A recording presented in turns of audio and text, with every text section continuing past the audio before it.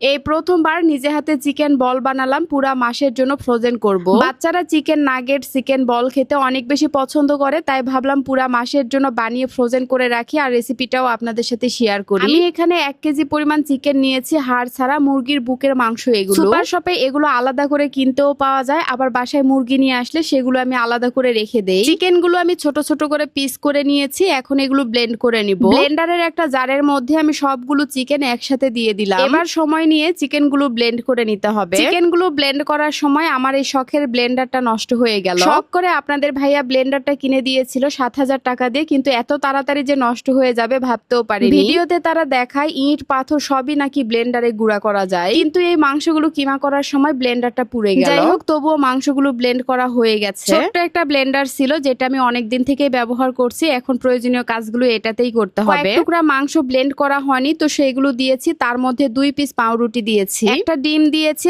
আদা রসুন বাটা দিয়েছি, কাঁচামরিচ দিয়েছি, চিলি ফ্লেক্স দিয়েছি, গোলমরিচের গুঁড়া দিয়েছি, স্বাদ মতো লবণ দিয়েছি, সাথে পরিমাণ মতো কর্নফ্লাওয়ার দিয়ে আমি সবগুলো একত্রে ব্লেন্ড করে নিয়েছি। এখন এগুলো চিকেনের সাথে মিক্সড করতে হবে। এই কাজটা আলাদা করে করা লাগতো না যদি ব্লেন্ডারটা নষ্ট না হতো। চিকেনের মধ্যে দিলেই কিন্তু একসাথে ব্লেন্ড করা হয়ে যেত, এতে করে এক্সট্রা করে আর ঝামেলা করতে হতো না। আগে ভাবতাম চিকেন বল বানানো হয়তো অনেক বেশি কঠিন, যার জন্য সুপার শপ থেকেই কিনে এনে খাওয়া হতো। সুপার শপ থেকে যে কোনো জিনিস কেনা মানে চড়া দাম দিয়ে কিনতে হয়, তার চেয়ে বরং বাসায় নিজে হাতে তৈরি করে খাওয়াই ভালো। এখন আমি চিকেন বলগুলো একে একে বানিয়ে নিব। প্রথমে হাতে একটু তেল দিয়ে নিয়েছি। হাতে তেল দেওয়ার কারণে চিকেন গুলো আর হাতে লাগবে না, এতে করে বলগুলো বানানো সুন্দর হবে। চিকেন বলগুলো কিন্তু আমি বেশ বড় বড় করে বানিয়ে নিয়েছি, অর্থাৎ একটা বল থেকে 2টা বল বানানো যাবে। দেখেন মাত্র 1 কেজি চিকেন দিয়ে কতগুলো বল বানানো হয়েছে। দেখতে অনেকটা মিষ্টির মতো লাগছে। এরপরে চুলার উপরে একটা কড়াই পানি গরম করতে দিয়েছি। এরপরে পানির বলক আসলে এর মধ্যে আমি চিকেন বলগুলো একে একে দিয়ে দিচ্ছি। খুব বেশি কিন্তু সিদ্ধ করে নেওয়া যাবে না, 5 থেকে 7 মিনিট সিদ্ধ করে নিলেই হবে। আমি তো প্রথমবার এভাবে চিকেন বল বানালাম ফ্রোজেন করার জন্য। আপনারা কে কে বাসায় এভাবে তৈরি করেন অবশ্যই কমেন্টস করে জানাবেন। চিকেন বলগুলো সিদ্ধ করা হয়ে গেছে, এরপরে একটা ছাঁকনিতে ঢেলে নিলাম পানিগুলো ঝরার জন্য। চিকেন বলগুলো বানানো একেবারে পারফেক্ট হয়েছে। এখন এগুলো হালকা করে ভেজে নিতে হবে। প্রথমে আমি কড়াইয়ে ভাজতে দিয়েছিলাম, পরে ভাবলাম এয়ার ফ্রায়ারে ভেজে নিলে বেশি ভালো হবে, তাই আবার এয়ার ফ্রায়ারে দিয়ে দিলাম। সবগুলো একসাথে দিয়ে দিলাম, এরপরে টাইম সেট করে দিলাম। এয়ার ফ্রায়ারের